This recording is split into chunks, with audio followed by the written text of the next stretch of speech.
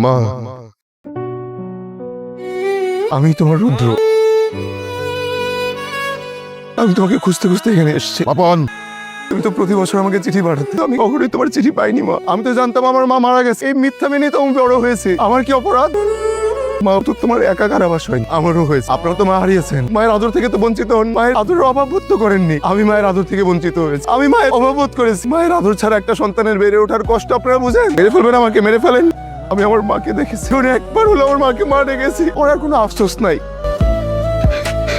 Hello বাবা, বলো। রুদ্র, রুদ্র তুই কোথায় বাবা? কবে আসবে বাবা বল? এখনো কি তুই আমার উপরে রাগ বাবা? তোমার উপর আমার অনেক রাগ। 27টা বছর তুমি একজন মাকে তার সন্তান ছাড়া রেখেছো, একজন সন্তানকে তার মায়ের আদর থেকে বঞ্চিত করেছো। তুমিও 27 বছর সন্তান ছাড়া থাকবে, এই তোমার শাস্তি।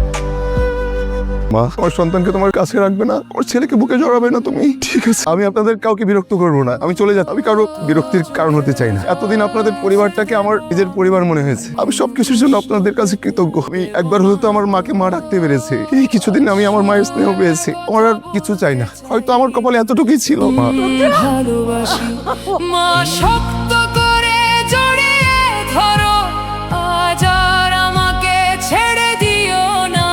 তোমার বুকে মুখ লুকিয়ে কাঁদতে দাও, এই বুকটাই আমার শেষ